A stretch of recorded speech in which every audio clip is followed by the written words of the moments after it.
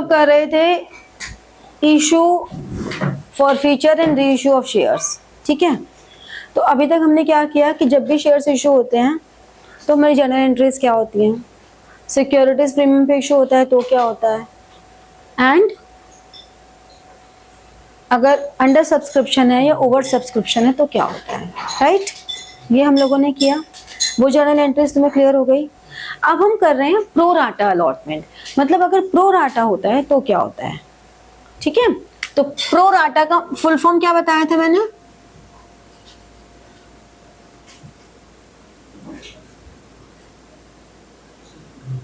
proportionate allotment.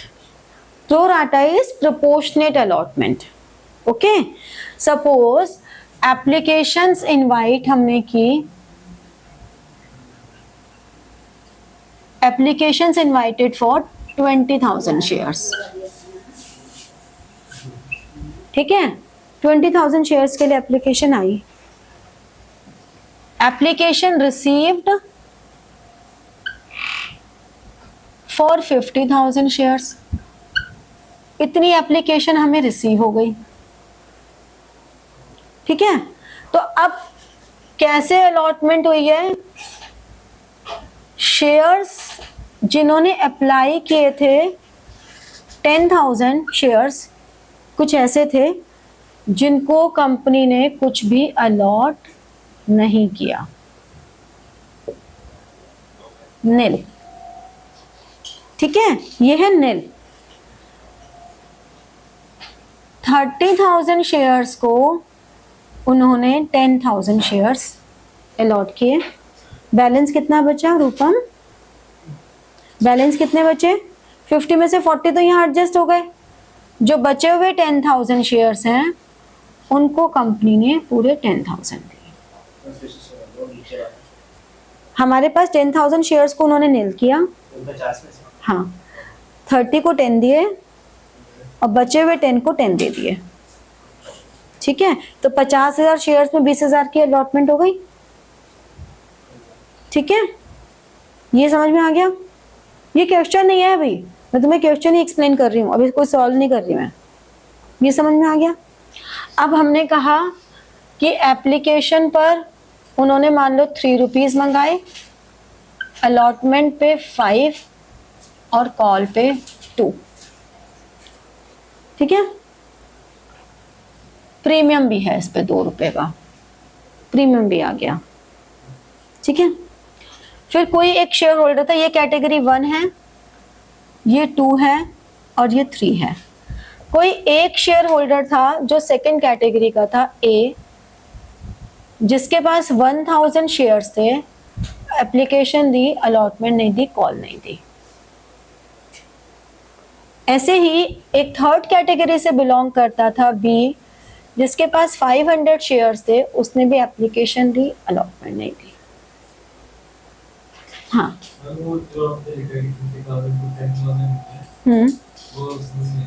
तो उस 30,000 shares के लिए एप्लीकेशन आई,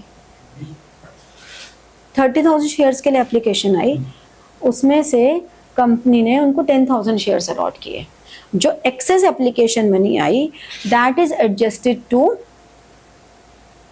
अलॉटमेंट। क्या, हाँ तो 20 हो तो गए, 20 की अलॉटमेंट हो तो गई, ये देखो, ये देखो, हाँ हाँ ठीक है, ये समझ में आ गया ये क्वेश्चन। अब पहले हमें वर्किंग करनी है, जर्नल एंट्रीज की बारी बाद में आती है, पहले वर्किंग की बात आती है कि हम सारी वर्किंग कर लेंगे। आपको क्वेश्चन को समराइज करना है और फिर उसकी वर्किंग कर लेनी है, ठीक है।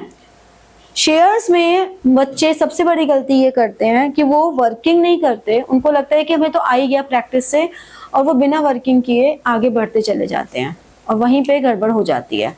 तो वर्किंग नोट्स एंड ये कैलकुलेशंस पहले करना इज योर इन्वेस्टमेंट, कि आपका क्वेश्चन बिल्कुल एक बार में ठीक हो जाए। वर्किंग कैसे होगी, ये टेबल अब हम आगे बढ़ाते हैं।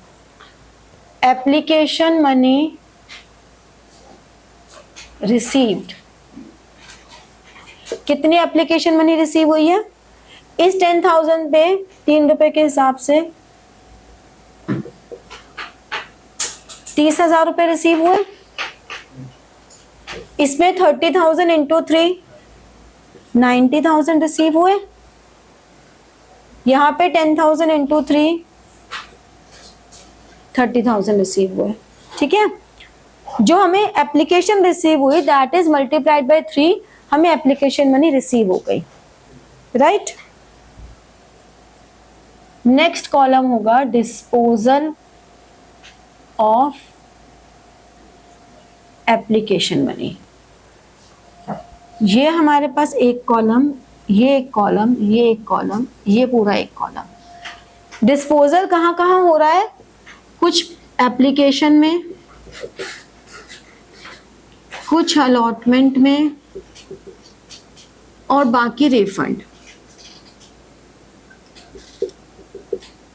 कैसे कैसे? पहले वाला केस पूरे 30,000 रिफंड हो जाएंगे,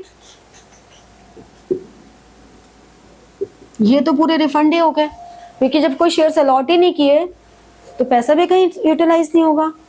सेकंड केस में 10,000 इंटू 3 30,000 हमें एप्लीकेशन पे चाहिए थे, आउट ऑफ 90,000 हमें 30,000 एप्लीकेशन में चाहिए, है ना। 3 रुपए की एप्लीकेशन मनी है ना, तो 10,000 इंटू 3 हमें एप्लीकेशन में चाहिए। अब कितना एक्स्ट्रा बचा? 60,000 बचा। हमें अलॉटमेंट में चाहिए कितने? 10,000 इंटू 7 70,000। हमें 70,000 चाहिए, बट 70 में से अभी 60 हमारे पास एक्सेस है। 60 एक्सेस था, हमने 60 यहाँ एडजस्ट कर दिया। ठीक है, देखो 10,000 इंटू 3 हमें एप्लीकेशन पे चाहिए था, वो हमने यहाँ कर दिया। बाकी जो बचा 90,000 माइनस 30,000 हमारा अलॉटमेंट में एडजस्ट हो गया। जबकि हमने चेक कर लिया कि अलॉटमेंट में चाहिए हमें ज्यादा था, 10 इंटू 70,000 चाहिए था, बट कोई बात नहीं, अभी हमें 60 तो मिल गया एप्लीकेशन के साथ ही। ठीक है, यहाँ पर पूरा 30 यहाँ एडजस्ट हो गया, तो यहाँ कुछ नहीं हुआ। यानी कि एप्लीकेशन के टाइम पर हमें जो 1,50,000 मिले, उस 1,50,000 में से 60 यहाँ गया, 60 यहाँ गया और 30 रिफंड हो गया। नहीं, वापस नहीं दे रहे ना, हमको बाद में अलॉटमेंट के पैसे उनसे लेने ही थे, तो हमने कहा कि हम उसे अलॉटमेंट में एडजस्ट कर देते हैं, अलॉटमेंट पे कम दे देना हमें। अलॉटमेंट के समय कम आ जाएगा पैसा।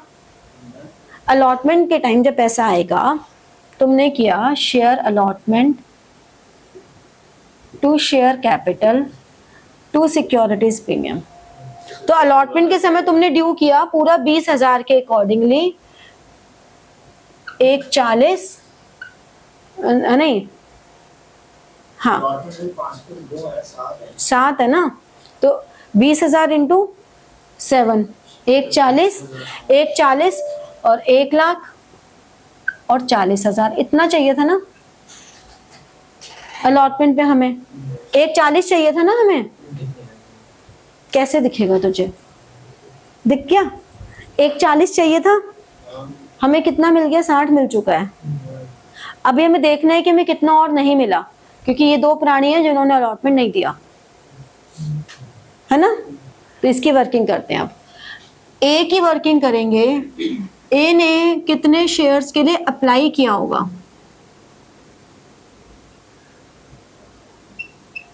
ये रेशो है 3:1 की, ये 3:1 है, तो उसने कितने के लिए अप्लाई किया? 1,000 इंटू 3/1 3,000 शेयर्स के लिए, क्योंकि 3 जिसने अप्लाई किया उसको 1 मिले हैं, तो जिसने 1,000 जिसको मिले उसने अप्लाई कितना किया? 3,000। Application money received 3,000 into 3 9,000। Application money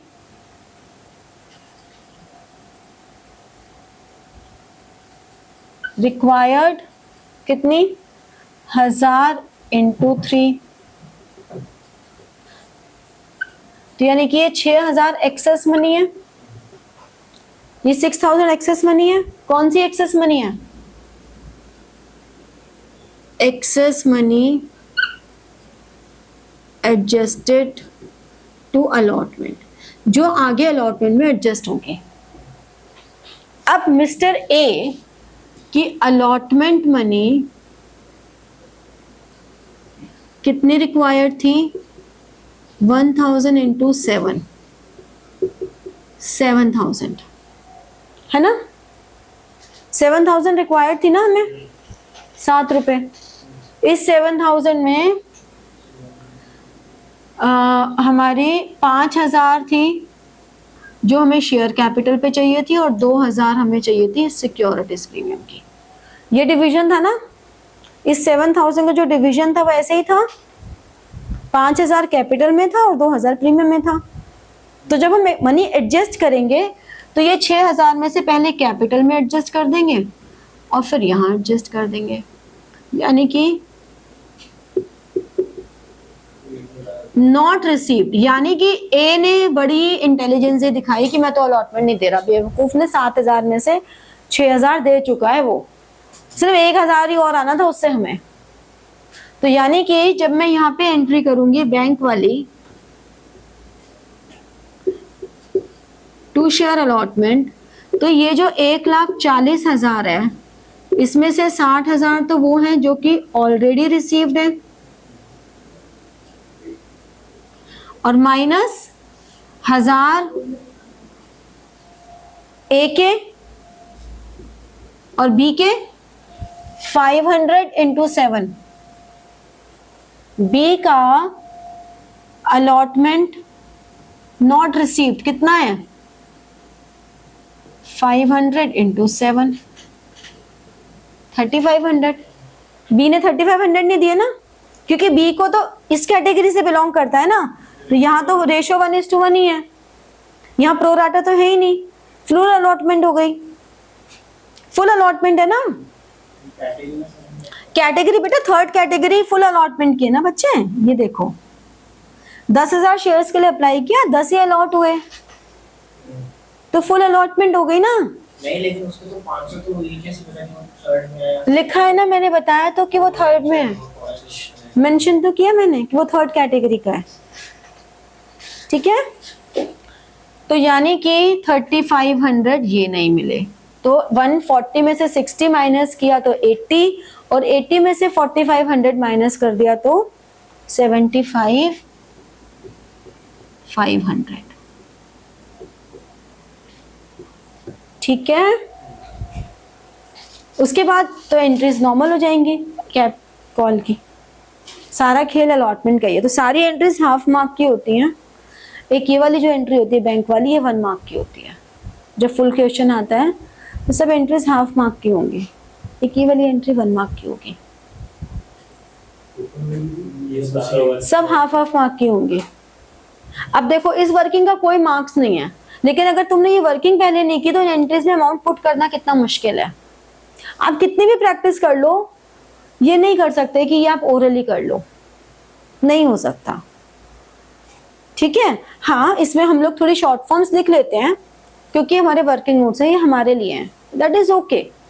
but कोई शॉर्टकट मत मारना, शॉर्टकट मारोगे गड़बड़ हो जाएगी। शेयर्स टफ चैप्टर नहीं है, उसको बच्चे टफ बना देते हैं शॉर्टकट्स लगा के, थोड़ा डिमांडिंग है,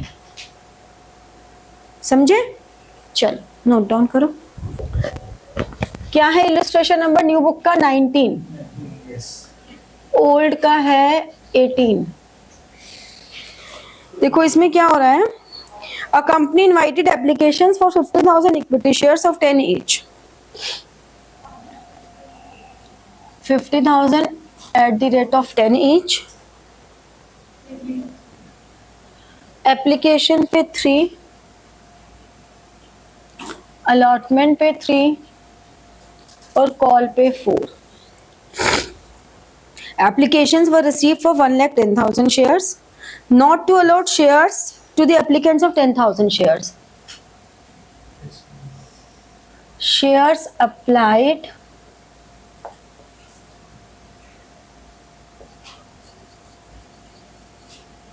शेयर्स अलॉटेड, 10,000 शेयर्स को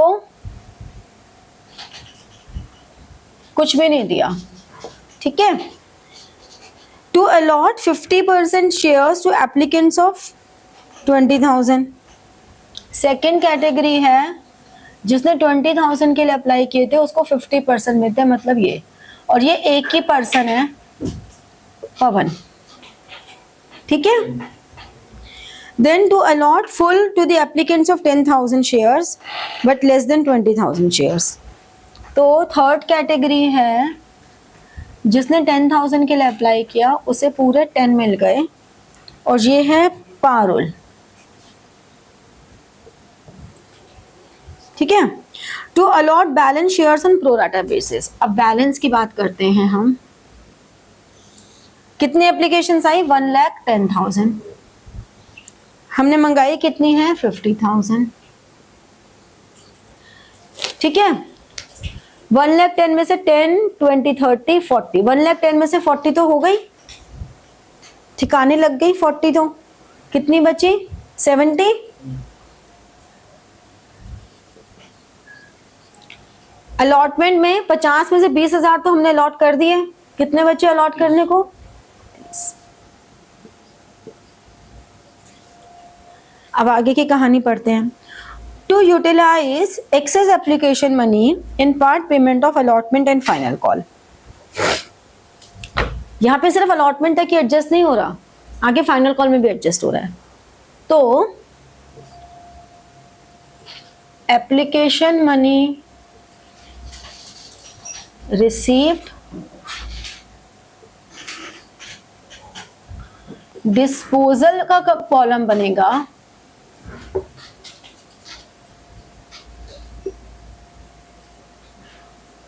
तो एप्लीकेशन पे जाएगा कुछ, अलॉटमेंट पे भी जाएगा, कॉल पे भी जाएगा, और रिफंड में भी जाएगा, ठीक है। अब पहले ये वाला कॉलम कर देते हैं। 10,000 इंटू 3 30,000, 20,000 इंटू 3 60, 10,000 इंटू 3 30, 70 इंटू 3 210, ठीक है। अब इधर आ जाते हैं, यहां पे तो कुछ नहीं चाहिए, तो पूरा का पूरा रिफंड हो गया, ठीक है।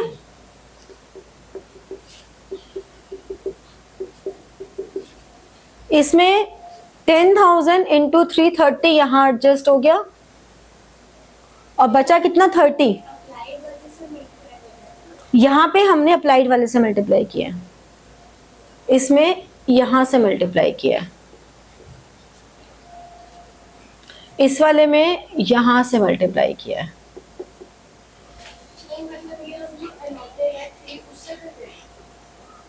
ये वाला, ये जो 10,000 है, दिस 10,000 इंटू 3, फिर दिस 10,000 इंटू 3, ठीक है, 30 है। और यहां पे हमने देखा कि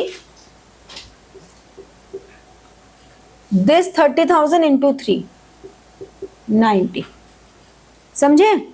ये जितने शेयर्स अलॉट किए उसकी एप्लीकेशन मनी एडजस्ट हो गई, यहां तक हो गया। अब जब अलॉटमेंट में बारी आएगी तो यहाँ पे 60 माइनस 30, हमारे पास 30,000 एक्स्ट्रा है।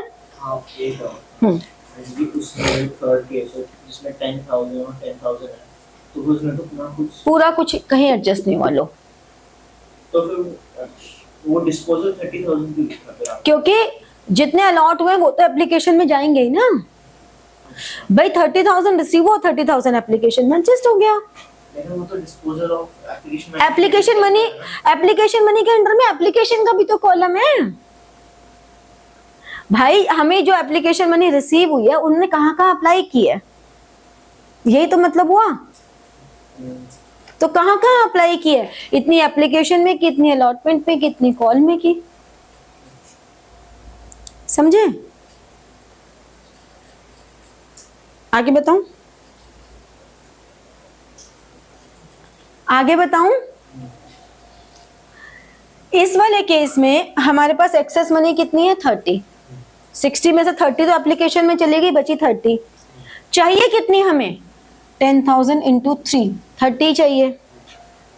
और बाई चांस 30 ही है तो ये भी हमारा कंप्लीट हो गया, ये भी खत्म। अब आया इस पे, यहाँ 210 हमारे पास आई, उसमें से 90 एप्लीकेशन में चली गई, बची कितनी? 120। 120 बची। अब 120 में से 30 इंटू 3, हमें अलॉटमेंट में तो सिर्फ 90 ही चाहिए, अलॉटमेंट में तो सिर्फ 90 चाहिए। 1,20,000 जो एक्सेस मनी है उसमें से 90 अलॉटमेंट में एडजस्ट हो गई, यानी कि बचा हुआ 30 कॉल में एडजस्ट हो गया।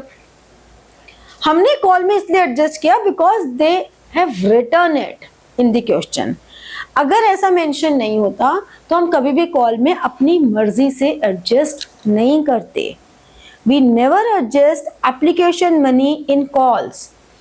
If question says that it has to be adjusted, only then we adjust it. Otherwise हम इसको रिफंड कर देते हैं यहाँ पे। Got it? Yes. समझ में आया?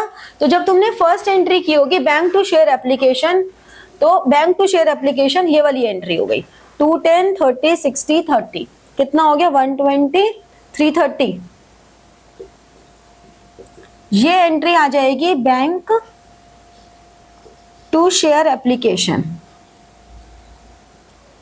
फिर शेयर ये हमारे पास आ गई 150, ये आ गई 120, ये आ गई 30 और ये आ गई 30। तो जब सेकेंड एंट्री हम करेंगे share application account debited to share capital, तो ये तो शेयर कैपिटल में आ गया। टू शेयर अलॉटमेंट, ये अलॉटमेंट में आ गया, ये कॉल में आ गया और ये बैंक में रिफंड होके चला गया। समझे? सेकेंड एंट्री, सेकेंड एंट्री में share application account debit 330, to share capital 150, to share allotment 120, to share first and final call 30 और टू बैंक 30। समझे? क्लियर हुआ? मुझे नेक्स्ट सॉल्व करने में उसको वैल्यू प्रोसेस क्या नहीं आया बता? मतलब वो डिस्पोजल के नीचे लेना, फिर ना 30 दे देंगे। ये डिस्पोजल का मतलब क्या होता है?